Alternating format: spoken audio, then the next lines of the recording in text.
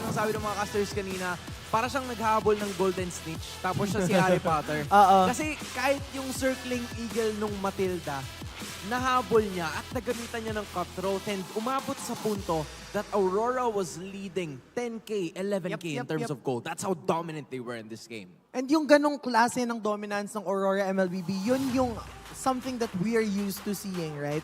Yung pag-aabang ni Demon kahit na nabawasan na ni Yue, ni Domeng, and the rest of their members, yung mga kanika nilang mga kalaban, and for him to just sweep them away, parang sila nga yung premyo na kailangan niyang makuha. Yun yung nakita nating performance coming from Demon Kite in this money, which is really what we expected coming from him. Hindi nila napigilan na ma-deprive ba si Demon Kite na magkaroon ng purple buff. Kaya naman sobrang naging madali for Demon Kite na magwala all across the map. At yung disengage na mayroon dito ang Omega no, hindi naging sapat sa relentless na pagpasok ng Aurora.